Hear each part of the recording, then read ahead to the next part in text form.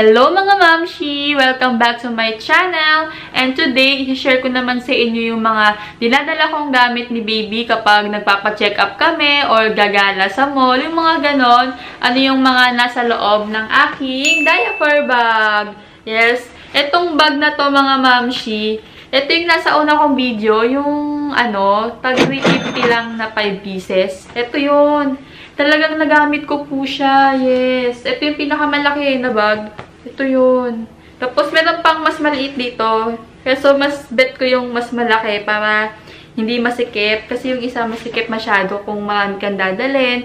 Pero, magagamit mo din yung isa na yon kapag konti lang nadalhin mo. And, ipapakita ko na rin po sa inyo yung nasa loob dito. Kung ano ba yung mga gamit na dinadala ko kay baby pag umaalis kami. Yan.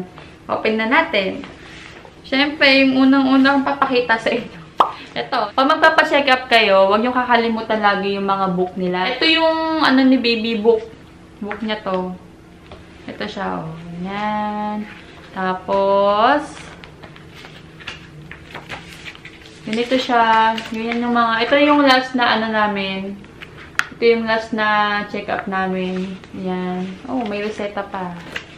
Yan. Huwag nyo lagi itong kakalimutan mga mamshi. Pag magpapacheck up kayo, kailangan nila ng yung record nila. Next is itong wipes. Wipes. Yan.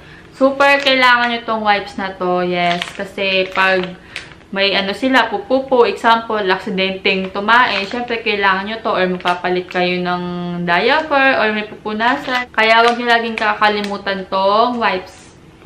And of course, mga mamshi, diaper. Yung dinadala kong diaper, dalawa. Kasi, example, in case tumae, kakapalit mo lang, di ba? Puno na yung diaper niya. Tumae bigla. At least, may pang-change ka ulit. Yung mga ganon. Dalawa yung dinadala ko palagi. Next is itong Muslim na lampin. Yan. Malaki. Yung malaki. Yung parang siya.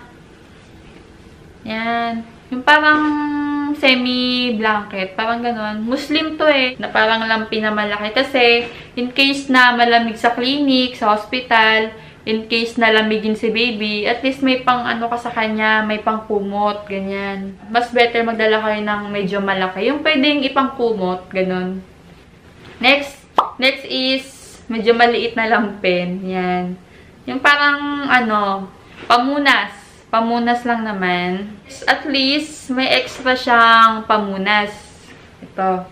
And ngayon, nag-aano na ako ngayon kay baby. Nag-formula na ako. Kaya, 2 bottle yung dala ko. Yan. May tubig na siya. At least, ito yung gatas. Yan. Ganito. Ito yung gatas niya.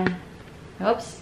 Yan. At least, kapag didede si baby, ilalagay mo na lang yung gatas sa milk. Mali. At least, ilalagay mo na lang yung gatas sa milk. Syunga, no? Syunga.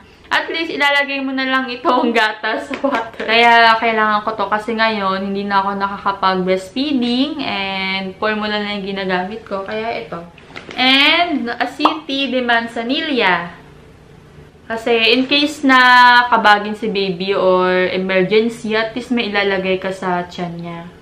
And of course, alcohol. Alcohol. And pacifier. Yan. Kasi yung baby ko, nagpa-pacifier pa siya ngayon. Kaya, hindi to pwede maiwan kasi baka mamaya tupakin siya, diba? Or antukin. May pang-emergency ako. And next is extrang damit. Extrang damit. Kasi in case na, example, ma-overflow yung ihi niya, lumabas yung ihi or mataihan, diba at least may extra kang pampalit. Kaya, nagadala talaga ako ng isang damit. Yeah. And of course, this one, thermometer.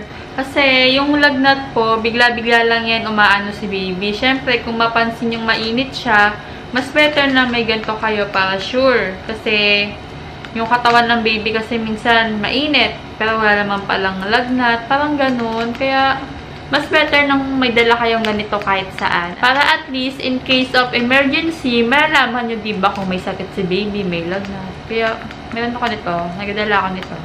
And last, syempre, diaper changer pad. Pag magpapalit ako ng diaper, syempre kailangan mo naman to. Yan. Papakita ko sa inyo lahat. So, ito lang yung mga dala ko. Yan. Lampin. Malaking Muslim na blanket in case lamigin siya, diba? Extrang damit. Pumuna sa mga laway-laway or gatas. O, diaper pad. Alcohol, asiti, yan. Yan lang yung mga dala ko sa bag na yan. So, yun lang po yung mga dinadala ko na gamit ni Baby. Pero gusto ko talaga tong bag na to kasi nakakatuwa. 350 lang, imagine mo. Hindi ako makaget over, no? Hindi talaga ako makaget over. Kasi yung tela, tingnan nyo naman. Diba? Makapal. Nung umorder ako nito kasi, ini-spec ko. Baka manipis. Kasi nga mura. 350, 5 piraso na siya. Papakita ko na lang sa inyo lahat. Bale, ito yung pinakamalaki. Ito yung dinadala ko. Ito talaga. Tapos, ito yung sunod. Yan. Medyo, nung una, ito yung dinadala ko talaga. Kaso, parang medyo, naanuan ako, naliliitan ako. Kaya, ito yung dinadala kong mas malaki. Yan. Ito yung pangalawa. Ito yung pangatlo. Yan. Yung, diaper pad. Tapos, ito. Hindi ko alam kung anong nilalagay dito. Siguro yung mga abubot. Yung mga kung ano-ano. Next is, ito. Lagayan ng bote. Lagayan ng dede niya. Hindi ba? Imagine nyo ang mura. Tsaka ang kapal talaga ng tela. Oh. Makapal. Makapal siya. Kaya 5 star to sa akin.